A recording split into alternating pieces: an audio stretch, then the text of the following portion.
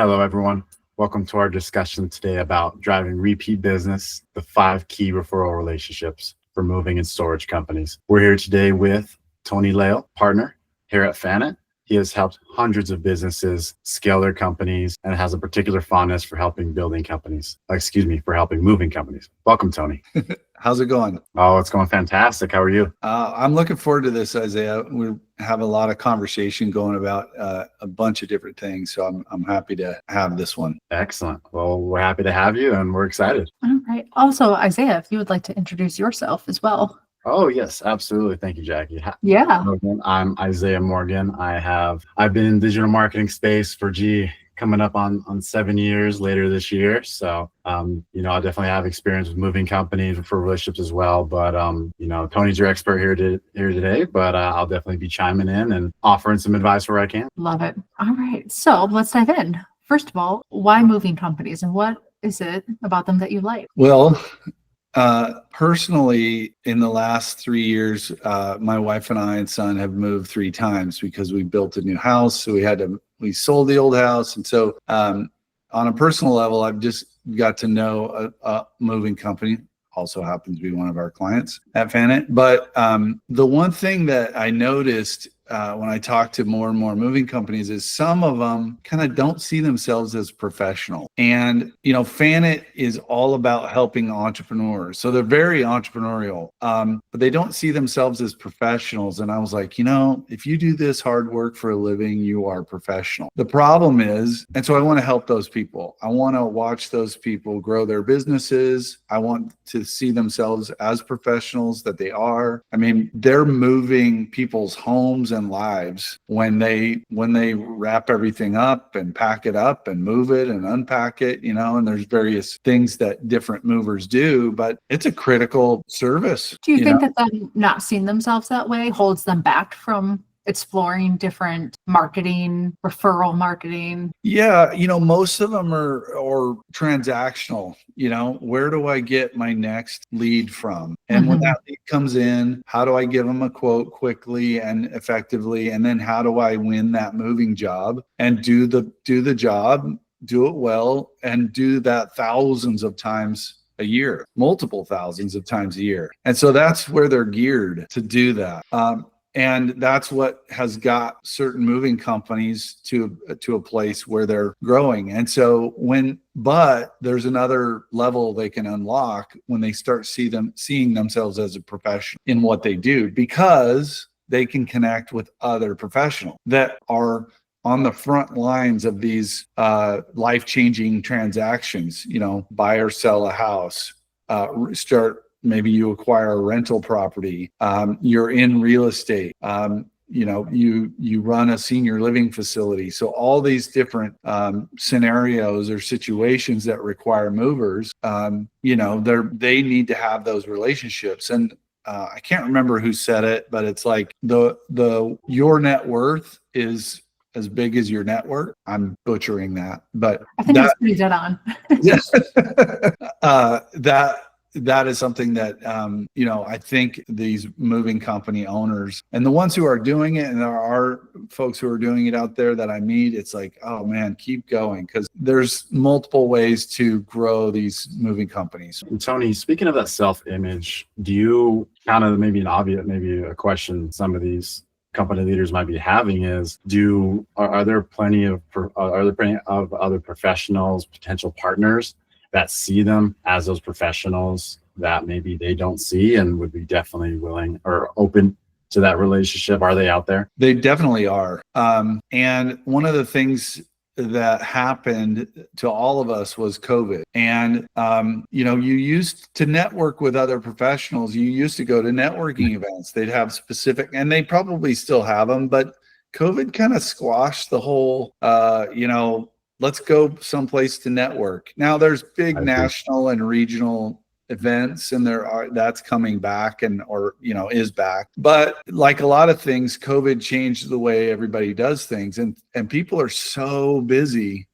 To get out and go to a networking event is a big deal. So a lot of people are on, and all these professionals we'll talk about today are all on LinkedIn. So if you look at the growth of LinkedIn, and what it takes to build a professional relationship. Normally what happens when you meet in person, you get someone that you can size somebody up, right? You get, you're having cocktails or you're doing whatever, and you just start out, well, what do you do? You can kind of size someone up, and that trust is developed, or can be, you can make a little bit of a headway on the trust side of things. Mm-hmm. Now LinkedIn makes it, you just have to do it differently. But what we know is that if you can build trust, and then, if you're not a slob, and you look professional, you sound professional, when people check you out, it's like, okay, you've got an expertise, right? There's some credibility there. And it's like, respect, man. Moving people's homes is not an easy job.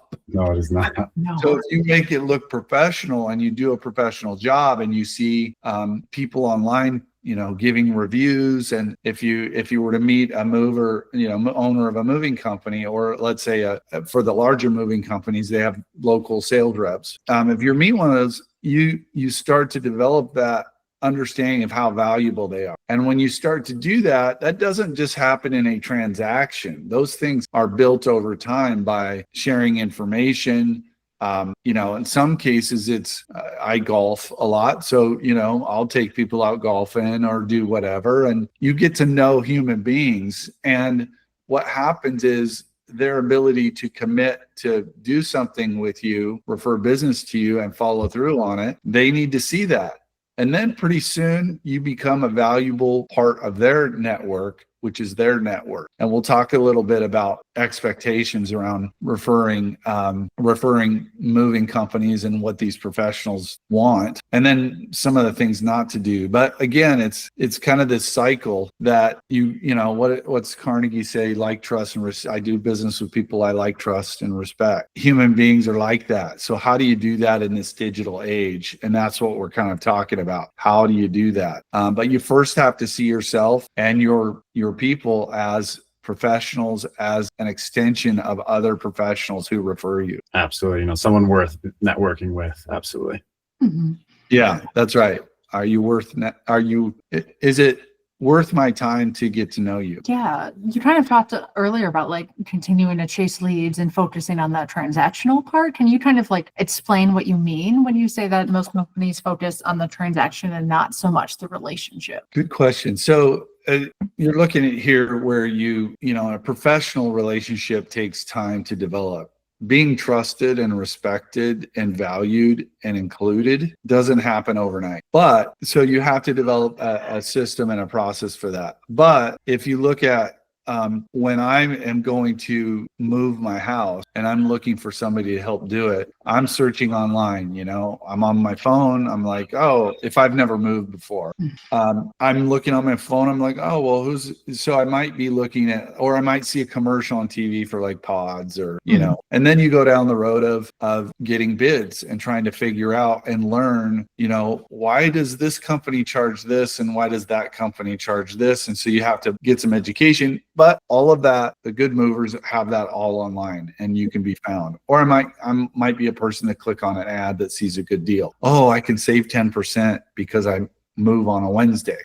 Like, woohoo, and there's other people that don't care. So I click on the ad. Well, I'm taken to one of those moving companies. They say, oh, request a quote. The moving company usually says, where are you moving from? Where are you moving to? How big a house you got? How many bedrooms? And then you get a quote. The average person gets 2 quotes. If you're insane, you get 4. And then you go, well, are they kind of in my budget? At no time am I thinking about a person during that process as a consumer. Yeah. And by the way, at no time during that process are most moving companies thinking about the person. They're thinking about, can I move this, company's house successfully for the right amount of money to pay my crews to start with? Now, this is to start with. And this is not every moving and storage company, but there are some out there that just, they don't care about damaging people's goods. You don't have to be you don't have to have a college degree to start one of these companies. You just have to know how to move stuff. Yeah. And so you get a lot of competition that muddies the water. But what we're talking about is the quality ones. And so you get this like, okay, move for a price. And then there are some people who have done multiple moves. Mm-hmm. And guess what? Those moves might be 2 to 5 to 10 years away. Yeah. And so you have different moves at the stage of your life. Well, if I haven't moved in 5 years and I haven't seen information from my last mover, yep, I'll be like, who was that? I can't remember that. But if I have seen occasional information as a consumer, I'm going to remember them. Mm-hmm. Just like referral partners, if they see information from you, they're going to remember you. So it's that constant, consistent professional communication. So one's a transaction, like they care about you. Mm-hmm.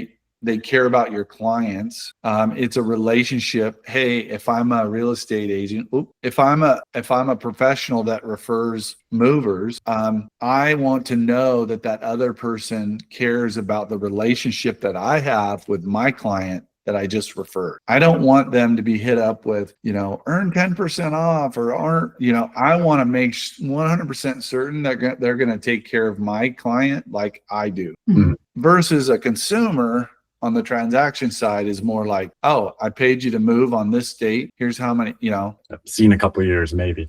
Yeah.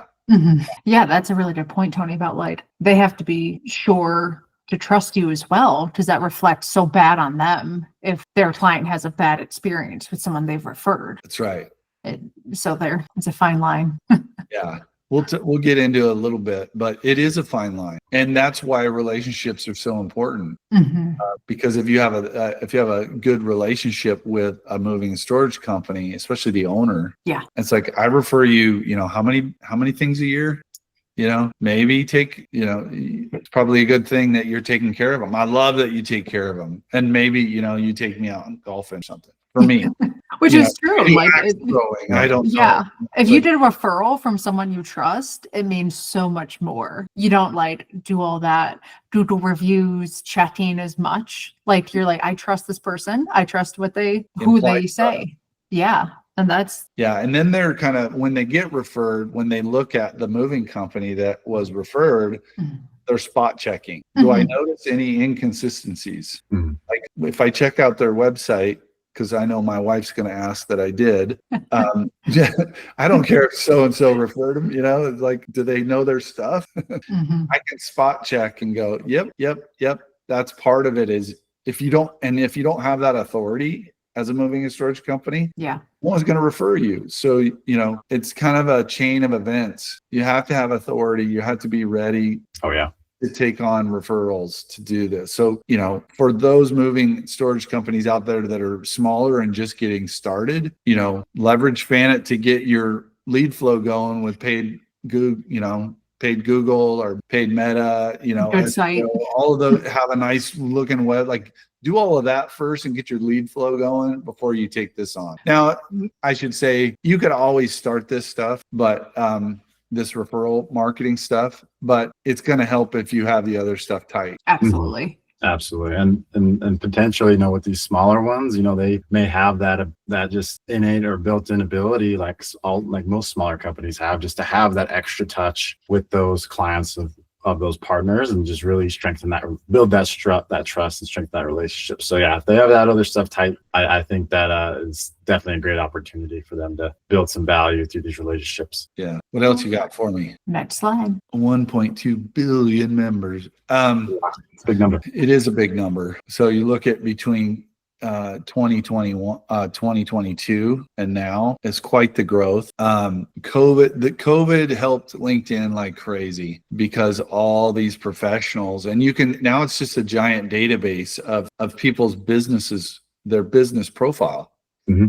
Mm-hmm. And their professional profile. Well, there's a couple of things that go on. One, when someone looks you up as a professional, if you're a moving and storage company, if you don't have a picture and there's nothing there, someone's gonna look at that and go, they don't quite have it together yet. Or if there's no content, there's nothing there. And what they do is ask for a referral right away. Hey, I'd like to connect. Can you give me a referral?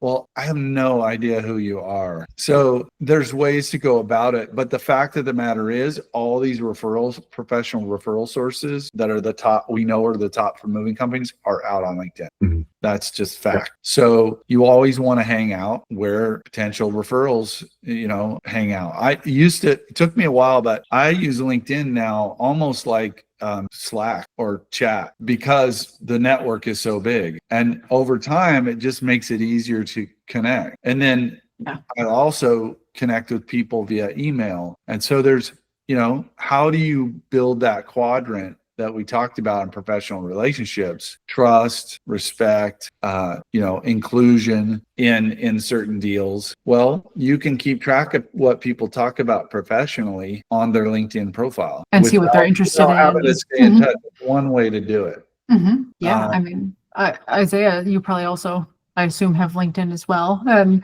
if you both kind of want to talk about like what you've seen that has grabbed your attention in messages and things you've seen where you're like, reject. I think Tony hit the nail on the head just with using it kind of like Slack, and just in my particular case, keeping up with colleagues, what are they working on, and just helping me stay on top of the industry, and just keeping that mutual relationship, especially over the course of a career, you never know when you need like a professional referral, right, when you're applying for a job. So in that same vein, it does offer a great opportunity for these movers to stay in contact with these potential referral partners and keep them top of mind, like we talked about earlier. And it's all there. The data is all there, and we have access to it. We can leverage all of that data you're seeing from 1.2 billion users to get you in front of these people and get you connected with them, and potentially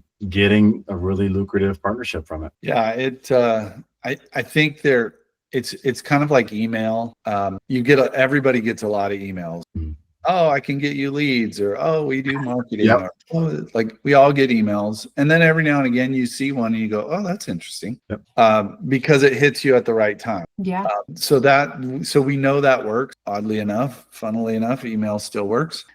We also know that on LinkedIn you get hit with a lot of connection requests or LinkedIn messages. So they're called in-mails, and when you have an account, you get a certain amount of messages you can send to anybody. In-mails. Well, what you're trying to do, and so I get a lot of in-mail. Mm-hmm. I don't look at any of them, but I get connection requests because somebody says they want to connect with me. And I don't know, I'll approach this. There are multiple layers of connection. You have first degree, which means I'm connected with you. Second degree, which means I'm connected with somebody you're connected with. Yeah. And then third degree, which is I'm in the sphere of people that are your second and first degree connection, or your second degree connection. Sorry. So you have this concentric circle of your connections. Well, that's what you're trying to do, is connect with the right people. Mm-hmm. And, it is about building the network of the right kind of people. It's not about asking for a referral with those connections. It's about building the trust, making sure they know you have good authority and you do great work, making sure you talk about the things that they care about. So as a moving and storage company, you want to be putting out content that's about how well you take care of customers, educating customers, so that if you have a referral source from another professional as a mover, they're going to be pre-educated on how you approach your client relationship, or your moving company relationships, and the moves that you do. Some moving companies even feature key employees out there. Bring that human element. And bring that human element. And it's so funny that we say bring the human element, because it's all kind of human element. But we all have all this tech now, so we're all like buried in all this tech. And so just be real with people. Oh yeah. That's authenticity, obviously, goes a long way. Now, the reason why we talk about this is because this is all on digital, whereas it used to be you would be standing in front of somebody I've got my BS radar up. Are they who they pretend to be? And you as a human being, you can we're wired to look at that kind of stuff and kind of go, you know, he's not a serial killer, whatever. You know? Fingers crossed, right? But I guess the best ones you wouldn't really know, would you? You know. Great movies, though. Yeah, but- That's a different perspective on this. She's like, please let him not be. Oh, man. Mhm. Anyway, yeah, it's you have to show that authentic side of yourself, but be professional in the way that you do it. Yeah, absolutely. Couldn't agree more. All right. Yeah, we'll move on to the Well, this is kind of interesting. I got this from Sprout Social, you know, shout out to Sprout, is that a thing? Good When job. are people on LinkedIn and most engaged? So obviously the darker the color, the better. So like Wednesdays at 10 a.m. Well, what I don't know is it like 10 a.m. Pacific, 10 a.m. Mm. So I guess what I'm saying is if you think about when to messaging, and we do to build these programs, we like to look at this kind of information. You know, I thought it would be like 7 p.m. That's when I thought it would be, you know, watching TV, starting to scroll or do whatever. I don't know. Nope, on the clock. Literals people on the So this is kind of interesting, but you know, everybody's a little different. I just thought, if you think about when to reach out, we can program that in to our outreach campaigns when we build this kind of stuff. And it's important because you want people to engage with the connection requests that you make. I will say this too, I get a lot of people that say, hey, can you follow this LinkedIn page? So I don't know if you know this or people watching know this, but you have a company LinkedIn page and you have your personal profile, and you can follow both, but you can connect with the personal profile. So you get a lot of people that will ask you, oh, follow this company, because they want to build followers, because then the followers get that information. Mhm.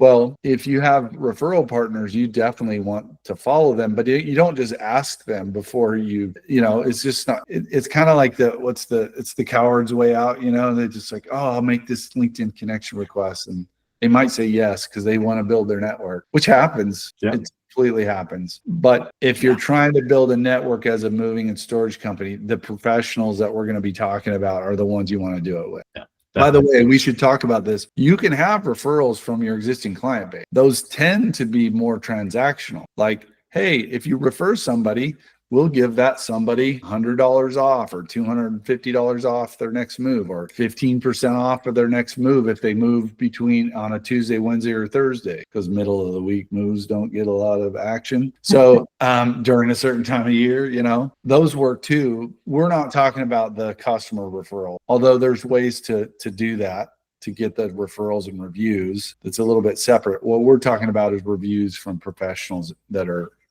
you know, out there, and I'll go through these here in a bit. But Absolutely. so here's an example of, in this case, what you know, just a very simple company profile on LinkedIn can look like. Wow, a lot of trucks. They must do a lot of moves. Clean trucks. Oh, wow, featured content. They've got some video on there that was also a TV commercial.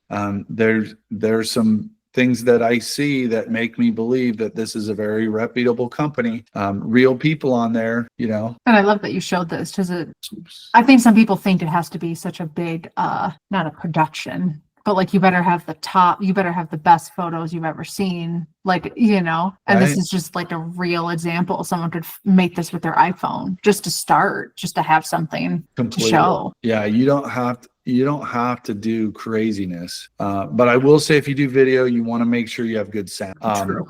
Now, my ears don't work this way, but I know professionals in the business that tell me this, so I'm just repeating what they say. But for whatever reason, human beings can deal with a picture that's not as good or tuned up, but if the sound's off, like, they just tune it out. And when I say it and I think about myself, it's true, right? If you think about the call you've had when it's like crackling and things in the background, like, okay, yeah, we're done, you know. But you FaceTime a family member and it's a little grainy, and you're like, well, that's all right. Well, Exactly. But the next time. sound's coming through fine. Exactly. Yeah. So you just want to make sure you have this kind of stuff out there on your LinkedIn profile and your company profile before you start doing some of this, if you're prospecting out on LinkedIn. Much better than it being blank. with nothing, just the placeholders of not a good look. Yeah, which I've seen, and have people go, why isn't this working? I tried LinkedIn. Why am I not a millionaire? Hey, how it's not working? What? Yeah, crazy. Here's an example of there are a lot of moving companies that have their social icons out there, but not a lot of folks on LinkedIn. But if you start to go down, so I pointed out that this company, one of our clients, they're definitely on LinkedIn. Mhm. They're on YouTube and Facebook as well, but LinkedIn is a little bit different network. Mhm. Just like when you're running paid ads, the LinkedIn the meta ads, the social media ads, those people that click on those want to be fill out a form inside of the platform. Whereas if you're on Google, they're expecting to go to a landing page. Mhm. Same is true for LinkedIn. LinkedIn is a different platform, and people have different expectations of what they're going to see out there. And then here's the best thing to do is, if you have referral sources, you should put them on your website, especially if they're reliable, trusted, and give them a little shout out on their website, because it does two things. One, it shows potential referral partners that you're serious about those relationships enough to put it on your website. Two, you can cross promote them, the ones that are really into it. And I think if you go here, this is On the Go Moving.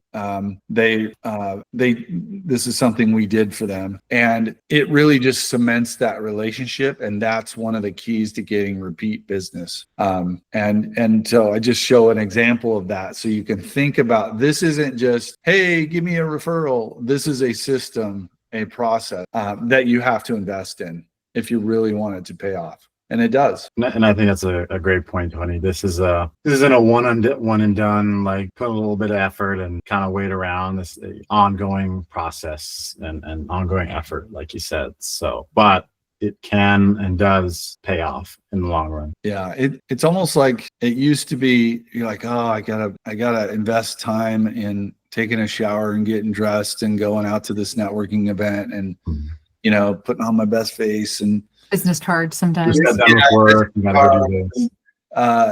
Getting all that stuff ready and invest time, energy, and money in that. Well, this is the same thing. It's just doing it online and digital, because people are geared that way more so now than they have ever been. 100% here. Okay, so what not to do?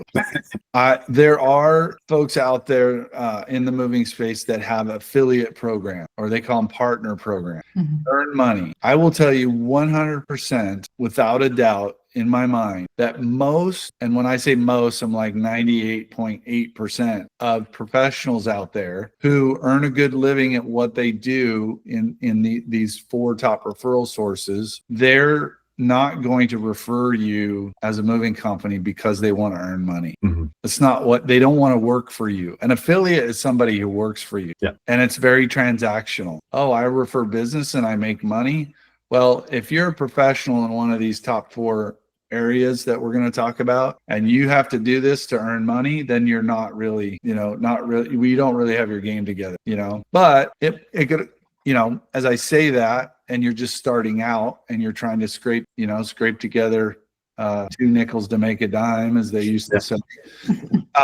If you're trying to do that, this may be appealing to you. And so I won't say that it doesn't work, because I'm sure there's like people lined up at the door to tell me it does. And I'm sure it does for the certain people, but that's not what we're talking about. Yeah. That's not what we're talking about building. We're not talking about building affiliate partners. We're not talking about referral relationships that pay out, certain things. We're talking about true professional referral relationships where they don't expect anything but good work. So, and then the other thing that's important is, and this is just an example. Yeah, you can flash a couple of those on there, but I'll wait till you get it back up, because I wanted to look at that.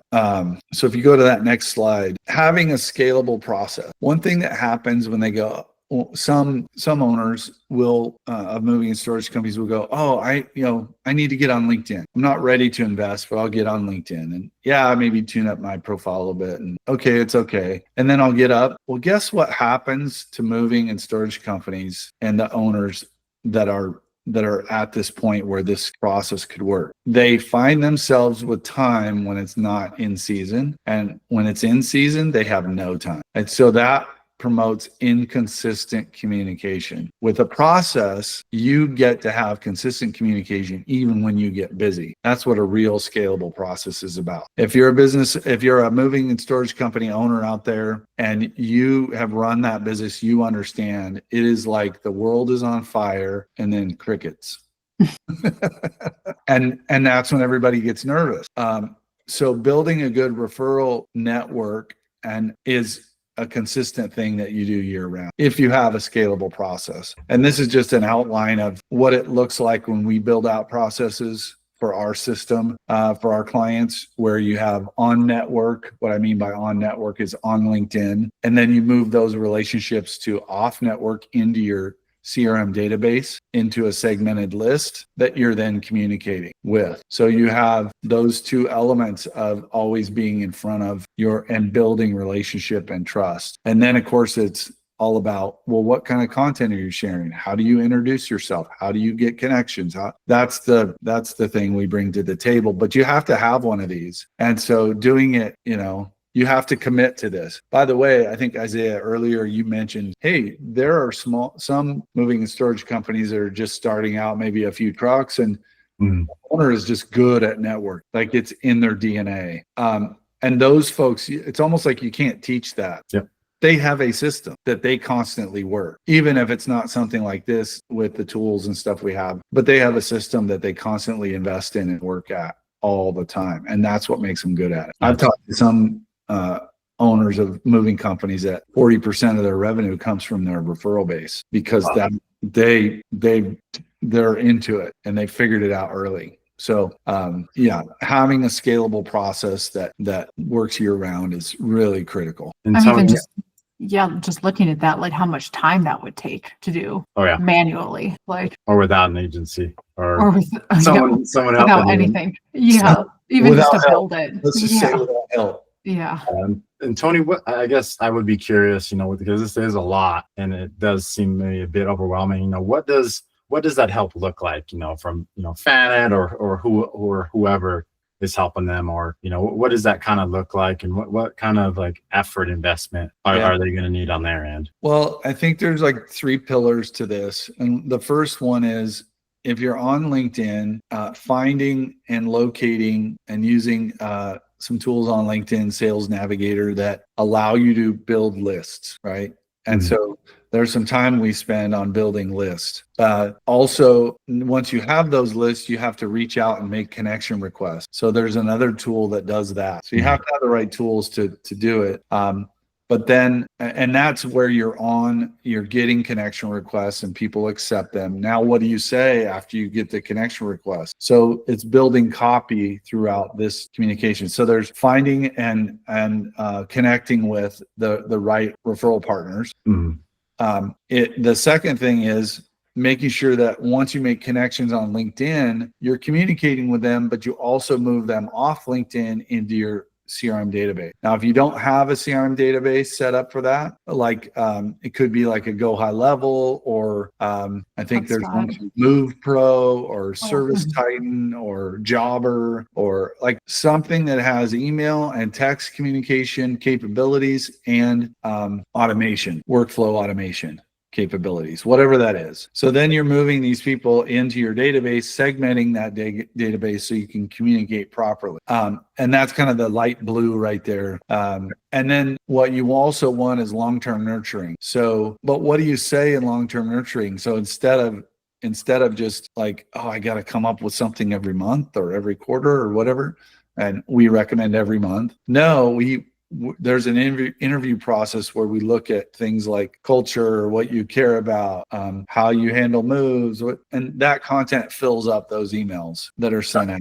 But we can also send, like, let's say the owner is the person responsible for interacting with referral partners. We can also send text messages to the owner that says, oh, so-and-so opened this email, or we can also program tasks in there to send the owner or whoever is working this on the moving side. Yeah. Hey, call Joe. He's been in the sequence for 6 months and you haven't talked to him. Give him a call. And so there's an automation behind that. To build this properly over time, it takes quite a bit, but after you've done it a few times, it comes together pretty quickly. The challenging part is, what do you say? And that's part of the process, is kind of pulling that out of our client relationships. Like, well, we have a structure for that because we know the structure. I don't know, is that we know what we're doing. We know.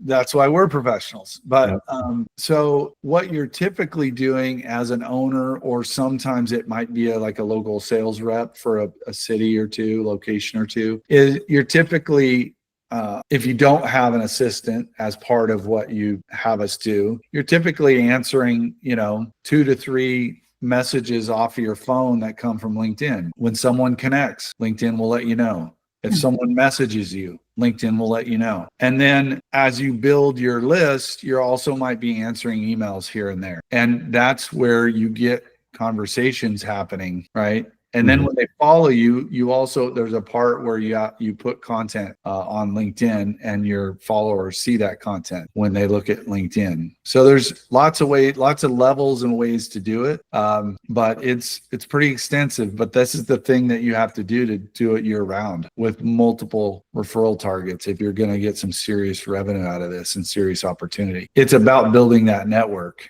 and that takes time, energy, and investment. Absolutely. Did I answer that question? Absolutely. Thank you for clarifying. It makes a lot more sense, and it definitely, you can see where agency would play a major role in providing some value there with that consistency and that custom messaging for sure, which is quite a bit of work. Yeah. Well, the thing that this was born out of was our experience way back when we used to do B2B work at Fannit, business to business, and leverage LinkedIn ourselves. And having done a lot of what I would call, traditional marketing with paid advertising and SEO and websites and emails, for the moving and storage business. I mean, we've been doing it over a decade and seen highs and lows and all kinds of different things. This is just a layer on top of that. And that's kind of what this was born from and where we learned how to do it. Gotcha. Awesome. Well, appreciate the history there. I'm going to jump over here if that's okay. Don't yell at me. Yeah. I mean, this is just an example of once you build trust and make a connection, and you're communicating, not looking for a transaction, but you're communicating with value. This is an example. There's right around 65 emails that were delivered as part of this campaign. And 57% of those people opened that email and 3% clicked. So when you've built trust, your emails get open, things get clicked on, but you have to do it consistently, constantly, and you have to be professional with what you're saying. Send me more business is not the way to do it. Yeah. Can I have a referral is not the way to do it. So this is just an example out of one of our CRMs that we work in. I think this is a go high level example, but you can kind of see that it actually works. Yep, absolutely. That process, all those steps and big words on the last slide, they actually do accumulate into people wanting to talk to you and wanting to connect with you. I like your approach, Isaiah. It's like big words, stuff, and things. It's a lot, dude. It's a lot, but it makes sense. But it's this is the real deal here. It works if you work it. Yeah, that's right. That's exactly right. Tony, do you also recommend that they reach out with the same consistency that they reach out to potential client or customers, all the same word? Like, do you think that they should reach out to referral partners once it's established more or less often, or is it one of those kind of depends? So the terminology reach out, provide information. Yeah, it's once it's established, once you know that, oh man, I've gotten like 10 jobs.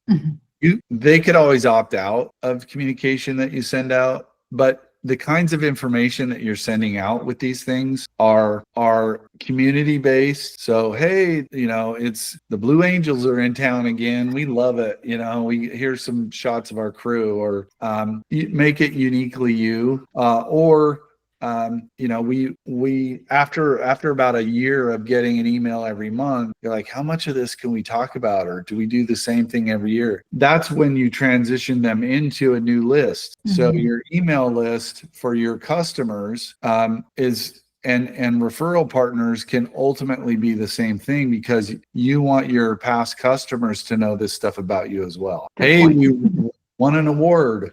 Hey, we you know, we got in one case, this company SOS Moving, they moved Snoop Dogg. Yeah. Like, yeah, the Snoop Dogg. Is there any other Snoop Dogg? I guess you just call him Snoop if you know him, but I don't know him. So you have to throw in the dog, because you gotta be formal with it. like, you'd be very formal with Snoop. The double G. The OG, yeah. So you know, I just had a flashback, but I heard his music. I was like, Oh man, We almost lost Tony.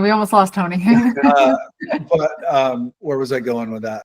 No, so that was one big event. That was a big event, newsworthy event. It's like, hey, check it out. And we redesigned our website, and now the videos. Go check out SOS Moving down in LA. You'll see Snoop on there moving. It's hilarious. But anyway, all good. I'll go ahead and jump to the next one. So we got the process, we're talking to people, we're talking to them consistently, we got the right messaging, and then we get to, you know, having the referral partners. Yeah. So this is data that we have built over the years. And what we know is that one referral partner gives about an average of 7 jobs per year, some less, some more. By the way, we're not talking about just one referral partner. We're talking about having a stable of, you know, 10 or 20. But at least 5, you know, is what you want to start with. But you got to get the first one. And so what we know is that also when they refer business, those jobs tend to be larger because people aren't shopping. I think you mentioned that earlier, Jackie. They're not shopping as much. They're not scrutinizing as much. They'll just pay what they pay. Also, it has to deal with the stratosphere that your professional referral partners are in. Money loves money. Yeah. Money refers money. So just think about that. Okay, what are those relationships? Now, 5 key relationships. You always have to have your past customers. But what we've been talking about today are the other 4, really. Now, there's a whole conversation we should have about past customer referrals and how to do that and what to do. But right now, real estate, sales, and rental. So a lot of time we lump those together because a lot of real estate agents also buy homes that they rent. But then there's also real estate management companies. So those two kind of fit in the same sphere. Staging companies. Now, staging companies, if you can imagine, they're going out and they're probably in the higher end homes, staging them for sale. So there's kind of a twofer on that one, because you might get staging companies that are small enough to need storage space to store all their staging equipment and material. Staging companies do grow out of that, and at some point they'll buy their own truck and their own, you know, they'll do that. But there's a whole lot of them that don't. And then the twofer part is they know somebody that's selling a home and could be moving. Interior design, usually people who hire an interior designer have a budget, and they're usually doing it. Interior designers are interesting because they can also be a good referral source for home remodelers. It's probably the strongest for interior design, but they do run into situations where they're redoing somebody's whole house before they move in. You know, hey, I'm doing somebody's house and they're really looking for somebody that they can trust. That is not quite as strong as staging or real estate. But another good one is senior living facilities managers. Now, this is a different type of move you're talking about versus a high-end move. These are folks that need to do this, need to move, and they're value-based, but they want everything taken care of. They want white glove. You have to be sensitive to that. Situation, you know, because here's somebody moving into a senior living facility. Yeah. And they need that. The other thing is senior living facilities, and I almost hate to mention this, there are times when they need to clear stuff out of their facility. And so that's another part of that whole, and you just have to be sensitive to the scenario, and you know who you're talking with. That's it. I'm sure there's more out there, but those are, if you can build a network of, let's say 3 to 5 in each of those 4 professions, and you start to develop consistent relationship, a trusted relationship where they bring you in on deals, you'll generate hundreds of thousands of dollars a year off of that. Tony, speaking of that, I know you mentioned a company whose revenue is 40% of these referral relationships. Do you know how many that they have currently in their stable? How many? Referring.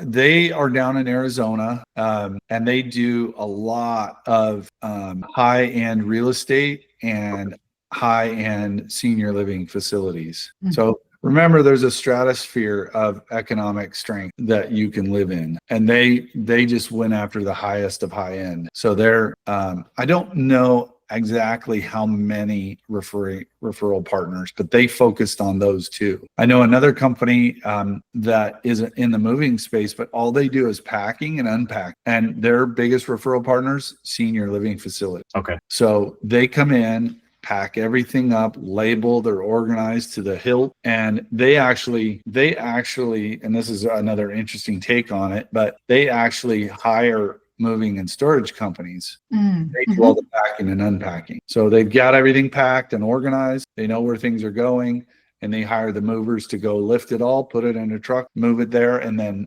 get it in all the right rooms, and then they unpack it as part of their service. So they contract with moving and storage companies, which is interesting. That's a whole nother story. Oh yeah, I'm sure.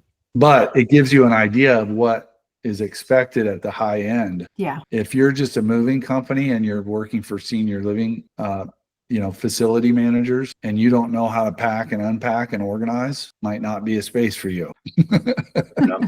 But you could find those companies and network with them. Anyway. Yeah. I mean, I know we're kind of coming up on the end here, but just even looking at this and putting myself like in their shoes and thinking about how, instead of like Tony, you were talking about in the beginning of like that constant lead chasing, throwing money at Facebook ads and hoping for the best. Sometimes, that can always feel like you're burning money here and there, if you've never done it before, you're not getting any help, DIY kind of approach, and just like kind of like the peace of mind. I can imagine that like referral business kind of creates some consistency at some point. There's measures, there's numbers you can track there, and just how having that set up would be such just instead of that constant chasing, like that incoming. Yeah. If you're looking at this and you're thinking about putting some budget to this, if you're a moving storage company owner and you find yourself going, oh, if I put in